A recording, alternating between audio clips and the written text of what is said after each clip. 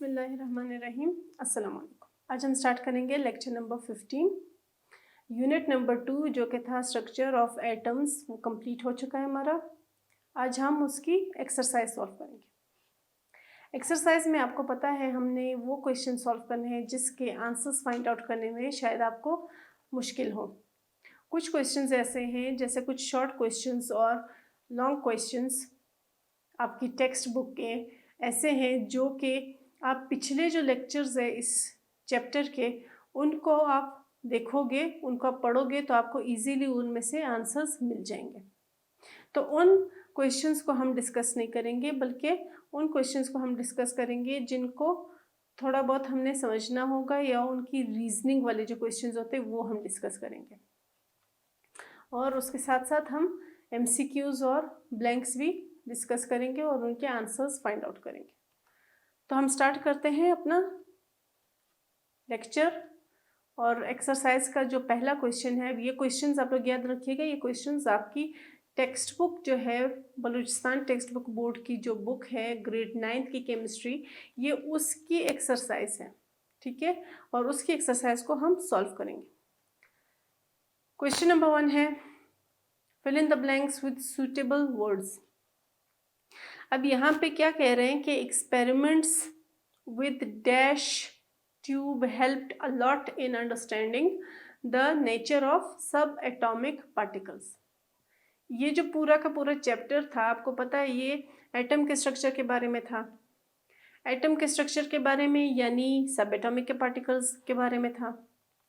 सब atomic particles जो सारे डिस्कवर हुए थे, तो आप अगर थोड़ा सा रिकॉल करो, जब रदरफोर्ड ने डिस्चार्ज ट्यूब बनाया था जिसको कैथोड रे ट्यूब या डिस्चार्ज ट्यूब कहा जाता था, या क्रुक्स ट्यूब भी कहते थे उसको, तो उस ट्यूब के थ्रू जो है सारी की सारी एक्सपेरिमेंटेशन हुई। उसी ट्यूब के थ्रू जे थॉमसन ने इलेक्ट्रॉन्स डिस्कवर किए, रदरफोर्ड ने प्रोटॉन्स डिस्कवर किए, जेम्स चैडविक ने न्यूट्रॉन्स डिस्कवर किए, है ना। तो वो जो ट्यूबलाइट का स्ट्रक्चर अगर आपको याद हो, वो जो ट्यूबलाइट लाइक स्ट्रक्चर था, उस स्ट्रक्चर का पूछ रहे हैं कि वो जो एक्सपेरिमेंटल सेटअप था वो कौन सा एक्सपेरिमेंटल सेटअप था जिसने हेल्प किया था पार्टिकल्स को, सब एटॉमिक पार्टिकल्स को डिस्कवर होने में। तो अगर आप रिकॉल करोगे तो उसके 3 नाम थे, discharge tube, glass discharge tube, Crookes tube और कैथोड रे ट्यूब। तो कैथोड रे ट्यूब जो है वो अपैरेटस था जिसने हेल्प किया था एक्सपेरिमेंटेशंस में साइंटिस्ट को कि वो सब एटॉमिक पार्टिकल्स को डिस्कवर कर सके। नेक्स्ट जो है वो है according to Bohr atomic model. आप रिकॉल करो तो बोहर एटॉमिक मॉडल में एंगुलर मोमेंटम के लिए आपको एक फॉर्मूला गिवन था, MVR या फिर h/2π। तो उसमें उसने ये कहा था कि जो एंगुलर मोमेंटम है वो equal to integral multiple of कितना, h/2π। ये बेसिकली फॉर्मूला है और ये फॉर्मूला आपको बोहर के लेक्चर में मिल जाएगा, ठीक है। अच्छा जी, उसके बाद हम कहते हैं कि the most stable isotope of carbon has mass dash. ऐसा करते हैं, इसको फाइंड आउट कर देते हैं, ठीक है। हम क्या करेंगे, थोड़ा सा देख लेते हैं पीछे जाके कि जो आइसोटॉप्स थे उनमें क्या चक्कर था, क्या चल रहा था। आइसोटॉप्स की जब हम बात करते थे तो पहला आइसोटॉपिक फॉर्म जो कार्बन का था वो था कार्बन 12, दूसरा था कार्बन 13 और तीसरा था कार्बन 14, है ना। अब कार्बन 12 में हमारे पास प्रोटॉन्स की तादाद थी 6 और न्यूट्रॉन्स की तादाद भी कितनी थी, 6। तभी हमारे पास उसका मास कितना हुआ, 12 हुआ। जो 13 था उसमें हमारे पास प्रोटॉन्स थे 6 और न्यूट्रॉन्स थे 7, है ना। जो कार्बन 14 था उसमें हमारे पास प्रोटॉन्स 6 थे और न्यूट्रॉन्स की तादाद थी 8, यानी ये 12, 13 और 14 रिस्पेक्टिवली बन गए। अब हमने डिस्कस किया था कि कार्बन जो है उसका यूजेज सबसे ज़्यादा है साइंटिस्ट के लिए। वजह क्या है कि ये सबसे लाइट आइसोटोप है, सबसे लाइट और सबसे स्टेबल आइसोटोप है ना। तो जो सबसे लाइट आइसोटोप है या जो सबसे स्टेबल आइसोटोप है उसका मास हमने कैसे फाइंड आउट किया कि प्रोटॉन्स की तादाद 6 है, न्यूट्रॉन्स की तादाद 6 है। तो इनको जब हम ऐड करेंगे हमारे पास 12 का नंबर आएगा। और आपको पता है कि एटॉमिक मास जो कि रिप्रेजेंट होता है ए से, वो होता है number of protons plus number of neutrons. तो ठीक है, हमने तीनों आइसोटॉपिक फॉर्म्स के नंबर्स फाइंड आउट किए। तो हमें पता चला कि जो सबसे लाइटेस्ट और most stable form of hydrogen, oxygen, carbon है। ठीक है, तो हमने तीनों आइसोटॉपिक फॉर्म्स के मासेस कैसे फाइंड आउट किए, उनके नंबर ऑफ प्रोटॉन्स और नंबर ऑफ न्यूट्रॉन्स को ऐड किया तो हमारे पास उनके मास नंबर्स आ गए। तो हमसे क्वेश्चन में क्या पूछा जा रहा था कि जो सबसे लाइटेस्ट, सबसे स्टेबल फॉर्म है कार्बन की, उसका मास कितना है। तो उसका मास हमें मिल गया 12। ठीक है जी। उसके बाद फोर्थ जो ब्लैंक है उसमें ये कहा गया है कि रदरफोर्ड ने गोल्ड फॉइल को किसके साथ बम्बार्ड किया था। अगेन आप रदरफोर्ड एटॉमिक थ्योरी को रिकॉल करो। ठीक है, उसको गोल्ड फॉइल थ्योरी भी कहते हैं, गोल्ड फॉइल एक्सपेरिमेंट कहते हैं उसको, है ना। तो आप गोल्ड से याद रखो कि उसने गोल्ड फॉइल यूज़ की थी और गोल्ड फॉइल को उसने क्या किया था, कुछ पार्टिकल्स के साथ बम्बार्ड किया था। अब वो पार्टिकल्स कौन से पार्टिकल्स थे, आप रिकॉल करो, वो पार्टिकल्स कहलाते थे अल्फा पार्टिकल्स। ठीक है, अल्फा पार्टिकल्स थे वो। अल्फा पार्टिकल्स कौन से होते हैं, पॉजिटिवली चार्ज होते हैं, है ना। आते कैसे हैं अल्फा पार्टिकल्स, कोई भी एटम, ये हम पीछे भी डिस्कस कर चुके हैं, कोई भी एटम जब इलेक्ट्रॉन्स लूज करता है या इलेक्ट्रॉन्स गेन करता है तो उस पर एक पर्टिकुलर चार्ज आता है। लूज करने की कंडीशन में पॉजिटिव चार्ज आता है और गेन करने की कंडीशन में नेगेटिव चार्ज आता है। ठीक है, तो जब भी कोई एटम अपने इलेक्ट्रॉन्स लूज करता है, अल्फा पार्टिकल्स हमारे पास पॉजिटिवली चार्ज होते हैं। अल्फा पार्टिकल्स बनते कैसे हैं, आपको पता है जब एटम इलेक्ट्रॉन देता है या इलेक्ट्रॉन लेता है तो उस पर एक पर्टिकुलर चार्ज अपीयर होता है। जब वो अपना इलेक्ट्रॉन लूज करता है तो उस पर पॉजिटिव चार्ज अपीयर होता है और जब वो इलेक्ट्रॉन गेन करता है तो उस पर नेगेटिव चार्ज अपीयर होता है। तो ये जो अल्फा पार्टिकल्स है ये तब बनते हैं जब एटम्स अपने इलेक्ट्रॉन्स लूज करेंगे। जैसे हीलियम की एग्जांपल हम लेते हैं तो आपको पता है कि हीलियम के पास होते हैं 2 इलेक्ट्रॉन्स। तो हीलियम अपना इलेक्ट्रॉन जब लूज करेगा तब ये बनेगा चार्ज्ड पार्टिकल। ठीक है, कौन सा चार्ज, पॉजिटिवली चार्ज। क्यों, क्योंकि डोनेट कर रहा है, तो डोनेशन हमेशा पॉजिटिव होगी। ठीक है, तो अब हीलियम के केस में ये होता है कि अपने 2 के 2 इलेक्ट्रॉन रिमूव कर देता है, तो ऐसे में उस पर आ जाता है 2+ का चार्ज। जितने इलेक्ट्रॉन्स रिमूव करेगा उतने ही प्लस का चार्ज आएगा। तो ये हमारे पास बेसिकली होते हैं अल्फा पार्टिकल्स। और रदरफोर्ड ने जब अपना एक्सपेरिमेंट किया था तो उन्होंने गोल्ड फॉइल के साथ इन्हीं अल्फा पार्टिकल्स को बम्बार्ड करवाया था। ठीक है जी, तो हमारी इस ब्लैंक में हमारा आंसर होगा अल्फा पार्टिकल्स। नेक्स्ट जो है वो है कि कैथोड रेज जो थे उनको इलेक्ट्रॉन का नाम किसने दिया। हमने जब इलेक्ट्रॉन की डिस्कवरी पढ़ी थी तब मैंने आपको बताया था कि इलेक्ट्रॉन की डिस्कवरी की तो जे थॉमसन ने की थी, है ना। जे थॉमसन ने सारा का सारा एक्सपेरिमेंट सेट किया जो कि रदरफोर्ड का सेटअप था, ये याद रखिएगा। उन्होंने सारी एक्सपेरिमेंटेशन की, उन्हें पता चला कि जी ये कैथोड रेज है, ये नेगेटिव इलेक्ट्रोड से अराइज हो रहे हैं और ये मूव कर रहे हैं पॉजिटिव इलेक्ट्रोड की तरफ। लेकिन जो नाम, पर्टिकुलर नाम जो इलेक्ट्रॉन का है वो किसने दिया था, वो जे स्टोनी ने दिया था। ठीक है, उसके बाद अगला है कि न्यूक्लियस किसने डिस्कवर किया था। न्यूक्लियस हमारे पास रदरफोर्ड ने डिस्कवर किया था। प्रेजेंस ऑफ न्यूट्रॉन्स जो थी वो किसने कंफर्म की थी, यानी साइंटिस्ट जब प्रोटॉन्स की डिस्कवरी हो गई, जब इलेक्ट्रॉन्स की डिस्कवरी हो गई जो कि चार्ज्ड पार्टिकल्स थे, तो मसला कब बना था? जब मास में डिफरेंस आ रहा था, यानी जब साइंटिस्ट ये समझते रहे थे कि जो मास है एटम का वो बेस्ड है नंबर ऑफ प्रोटॉन्स पे। लेकिन जब उन्होंने हीलियम की केस में देखा तो हीलियम में पता चला कि भाई नहीं, उनके नंबर ऑफ प्रोटॉन्स तो 2 है, जबकि हीलियम का मास जो है वो 4 आ रहा है। तो इसका मतलब कुछ और भी पार्टिकल्स हैं जो कि कंट्रीब्यूट करते हैं एटम के मास में। तो ये जो न्यूट्रॉन्स थे ये किसने डिस्कवर किए थे? ये जेम्स शेडविक ने 1932 में डिस्कवर किए थे, जिसमें अगर आपको याद हो तो हमने बताया था कि 1935 में उनको इस सक्सेसफुल डिस्कवरी पे नोबेल प्राइज भी मिला था। ठीक है जी। फिर आ जाते हैं next blank. Electrons radiate energy when jump from dash to dash energy levels.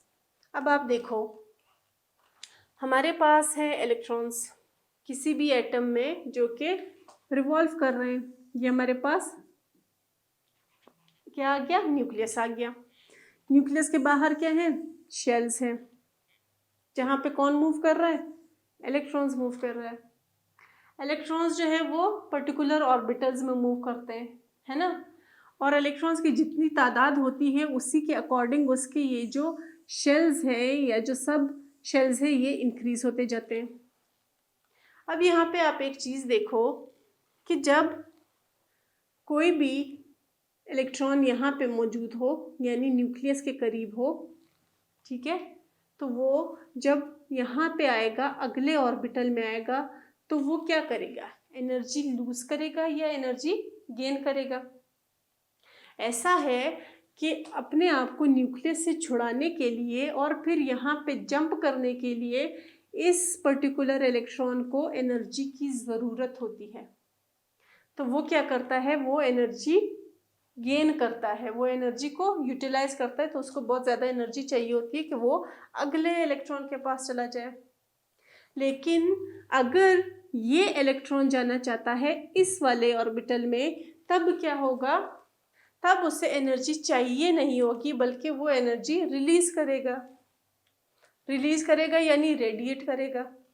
तो याद रखिए कि जब यहाँ से यहाँ की तरफ मूव करेंगे तब तो एनर्जी चाहिए होगी, और जब हम हायर एनर्जी लेवल से लोअर एनर्जी लेवल की तरफ आएंगे तब एनर्जी रिलीज होगी, रेडिएट होगी।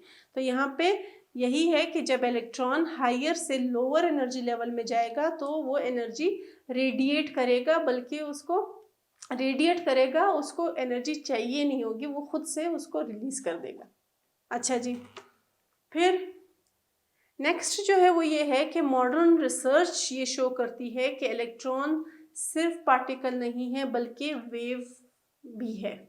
ये हमारा एक स्टेटमेंट है, ठीक है, जो कि हमारी ब्लैंक फिल कर रहा है।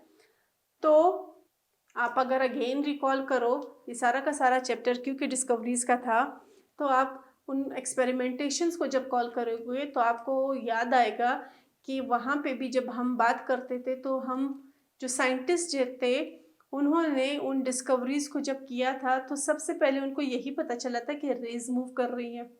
उसके बाद जब उन्होंने फर्दर एक्सपेरिमेंटेशन किए थे व्हील वाला, जब उन्होंने व्हील प्लेस किया था जिसकी वजह से व्हील मूव होने लगा था रेस की वजह से, तो तब उनको पता चला था कि जी इन नेगेटिव रेज में नेगेटिव पार्टिकल्स मौजूद है और इन पॉजिटिव रेज में पॉजिटिव पार्टिकल्स भी मौजूद है। तो इसका क्या मतलब हुआ कि ये जो रेज है ये एज रेज भी एक्ट करती है और एज पार्टिकल्स भी एक्ट करती है।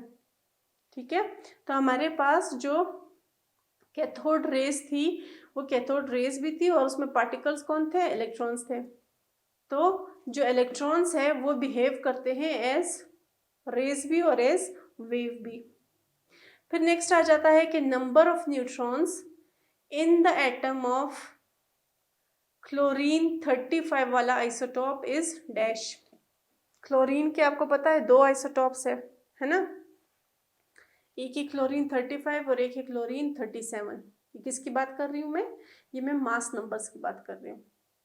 तो अगर आपको पता है कि जो एटम है उसका जो न्यूक्लियस है वो कॉन्स्टिट्यूट करता है 2 चीज़ों पे बेस्ड है। एक है प्रोटॉन्स, एक है न्यूट्रॉन्स। उन दोनों का जो एडिशन होता है, यानी उन दोनों के कलेक्शन को हम कहते हैं मास नंबर। अब यहाँ पे आप अगर देखो तो आपको क्लोरीन का एटॉमिक नंबर भी गिवन है जो कि है 17, और एटॉमिक मास भी गिवन है जो कि है 35। अब वो आपसे कह रहे हैं कि आप इसमें से न्यूट्रॉन्स की तादाद बता दो कि इस 35 में से कितने न्यूट्रॉन्स मौजूद है। तो आप इसको सिंपली ऐसे सॉल्व कर सकते हो। ऐसे तो हम डिस्कस कर चुके हैं कई बार कि प्रोटॉन्स और न्यूट्रॉन्स की तादाद कैसे होती है। तो अब यहाँ पे सिंपली अगर आपको इस तरह का क्वेश्चन गिवन हो तो आप उसको ऐसे सॉल्व कर सकते हो कि आप सिंपली 35 में से क्या माइनस कर दोगे, नंबर ऑफ प्रोटॉन्स माइनस कर दो। तो जब आप नंबर ऑफ प्रोटॉन्स माइनस करोगे तो आपके पास यहाँ पे क्या आ जाएगा, 18 आ जाएगा। तो इसका मतलब अगर ये नंबर ऑफ प्रोटॉन्स है तो ये जो 18 है ये कौन बच गए, नंबर ऑफ न्यूट्रॉन्स, क्योंकि एटम में इन दोनों चीज़ों के अलावा तीसरी कोई चीज़ मौजूद नहीं है। अगर सिमिलरली ऐसे ही आपको गिवन हो और आपको कहा जाए कि भाई आप नंबर ऑफ प्रोटॉन्स बता दो, तो भी आप सिंपली उसके एटॉमिक नंबर से नंबर ऑफ प्रोटॉन्स बता सकते हो। या अगर आपको नंबर ऑफ न्यूट्रॉन्स गिवन हो, प्रोटॉन्स का ना गिवन हो, तब जो है आप क्या करोगे, नंबर ऑफ न्यूट्रॉन्स को उस एटॉमिक मास से माइनस कर दोगे, आपके पास आपका आंसर आ जाएगा। ठीक है, नेक्स्ट क्वेश्चन है choose the correct answers. Structural determination क्या चीज़ फाइंड आउट करने में मदद देती है। आप जब स्ट्रक्चर पढ़ते हो तो आपको स्ट्रक्चर में फिजिकल प्रॉपर्टीज़ भी फाइंड आउट करने को मिलती है और आपको केमिकल प्रॉपर्टीज़ भी फाइंड आउट करने को मिलती है। तो यहाँ पे जो हमारे ऑप्शंस है वो ये हैं, आप देखो ऑप्शन नंबर 1 है फिजिकल कैरेक्टर्स, बी है केमिकल कैरेक्टर्स, सी है बोथ, ठीक है, और डी है कि हेल्प करता ही नहीं है। भाई अगर हेल्प नहीं करता तो हमें ज़रूरत क्या है उसको फाइंड आउट करने की, तो डी तो out of the question eliminate हो गया। फिर जब आप देखते हो तो ए भी आपको करेक्ट लग रहा है, बी भी करेक्ट लग रहा है, क्योंकि आपको पता है कि फिजिकल कैरेक्टर्स भी पता चल रहे हैं और केमिकल भी पता चल रहे हैं। तो इन दोनों में से आप कोई एक ऑप्शन सेलेक्ट नहीं कर सकते क्योंकि दूसरा रह जाएगा जो कि इनकम्प्लीट आंसर होगा। तो अब हमारे पास जो करेक्ट आंसर है वो है सी, जिसमें ये कहा गया है कि दोनों फिजिकल और केमिकल कैरेक्टर्स जो है वो हमें मिलते हैं जानने को जब हम स्ट्रक्चरल डिटर्मिनेशन की बात करते हैं। अच्छा जी, फिर एटम के साइज पे आ जाते हैं। एटम का साइज साइंटिस्ट ने हमें बता दिया कि मॉडर्न स्टडी, रिसेंट जो स्टडी है उसके अकॉर्डिंग हमारे पास एटम का साइज होता है 10⁻⁻10 मीटर्स, यानी बहुत ही छोटी वैल्यू है। ये वैल्यू अगर आपको याद हो तो हमने लेक्चर में कहा था कि ये 1 एंगस्ट्रॉम के भी बराबर होती है, यानी हम कह सकते हैं कि एटम का साइज जो है वो 1 एंगस्ट्रॉम भी हो सकता है। अच्छा, और ये एटमॉस्फेयर में सिर्फ तभी बनता है जब लिथियम मेटल को न्यूक्लियर रिएक्टर में रिएक्ट करवाया जाए। तो आप देखो इसकी प्रोडक्शन जो है वो कहाँ हो रही है, न्यूक्लियर रिएक्टर में। न्यूक्लियर रिएक्टर जो है वो इंतहाई ज़्यादा महंगा प्रोसेस है कि आप वहाँ पे जाके अगर कुछ प्रोड्यूस करवा रहे हो। आपको न्यूक्लियर केमिस्ट्री की कुछ एग्जांपल्स याद होंगी। एटॉमिक जो बॉम्ब्स होते हैं, न्यूक्लियर जो वेपन्स होते हैं, वो आपको अगर देखो तो वो बहुत ही ज़्यादा कॉस्टली होते हैं। तो इसलिए अगर इसकी नेचुरली अकरेंस नहीं है इतनी, तो उसको हम प्रोड्यूस भी नहीं कर सकते। हम वैसे तो एलिमेंट्स को प्रोड्यूस भी करते हैं ना, 92 जो है वो नेचुरली करेंगे, बाकी जो है वो सिंथेसाइज किए जाते हैं।